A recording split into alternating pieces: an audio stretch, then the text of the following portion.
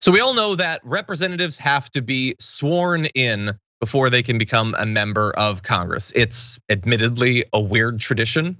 I don't know why, in a time when we know that all of our representatives are massive liars, why we think they would be bound by putting their hand on a piece of paper. But if they're gonna do it, at least have a little bit of fun with it. And one new arrival to DC, Robert Garcia, is doing that. He's gonna be swearing in on the US Constitution as you're supposed to. But in addition to that, a few other things too. He tweeted, "We'll be proudly sworn into Congress on the US Constitution. Underneath the Constitution will be 3 items that mean a lot to me personally. A photo of my parents who I lost to COVID, very sad. I lost a family member to COVID as well. My citizenship certificate and the original Superman #1 from the Library of Congress." Like the actual first Superman comic, which is rare and valuable. It has been estimated at, I think the last time one went up for auction, it went for more than $5 million, which is a lot. Anyway, why would he want to do this? I'm sure in just a couple of hours, the 5 will be saying it's to spit in the face of Republicans or something. No, he says, a spokeswoman for him said that he learned to read and write in English by reading Superman comics. So it's especially exciting he was able to borrow this rare copy from the kind folks at the Library of Congress, which I think is awesome. Like, first of all, I love that as a way to learn. I've been taking just a little bit of Spanish for a bit, and I keep wanting to get to the point where I can like learn by reading, and I'm not yet at the point for the stories that I want to read, but I respect him. Maybe I'll try some comics. Anyway, he's called comics in the past both an essential part of American fiction and serious S. There's lessons you can learn that are invaluable. I agree. But anyway, yes, you can actually get comics out of the Library of Congress, as well as things like the Thomas Jefferson copy of the Quran, Dr. Martin Luther King Jr.'s Bible, and those have been used for swearing in as well. So he's hardly the first person to use something that's incredibly rare and valuable. It might be the first comic ever, though. What do you think, JR? I mean, why not, bro? Right. Again, I don't know if people are gonna be offended by this. I feel like we're getting close to people getting beyond this.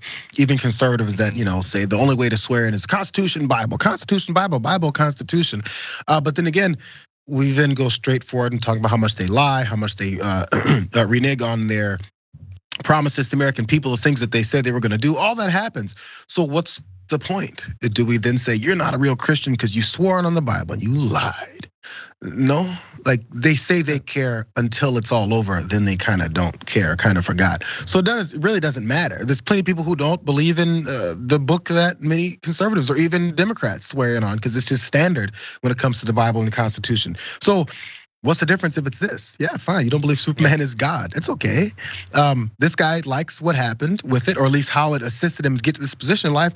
That sounds like it's pretty inspiring, it's cool, why not? So I mean, hopefully, this is my prediction, there won't be too much of a problem with this.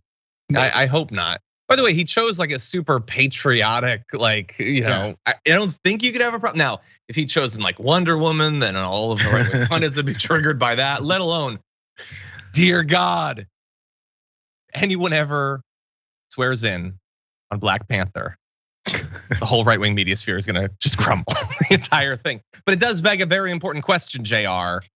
What would you swear in on? Wow, something that,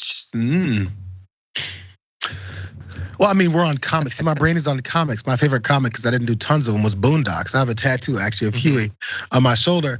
In case you guys don't know, come on, Boondocks. Aaron McGruder is one of the best comics of all time.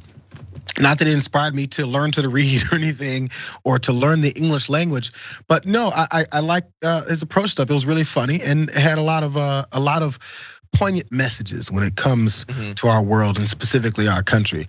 So since we're going comics, Boondocks, let's go. Check out the Damage Report podcast each day, wherever you get your podcasts, whether Pocket Casts or Stitcher or iTunes. You can join me as I give you the news and stories you want, with a range of co-hosts and interview guests jumping in on the fun each day. Again, that's the Damage Report, wherever you get your podcasts. And if you get them at iTunes, don't forget to rate and review. Sometimes I'll read them live on the show.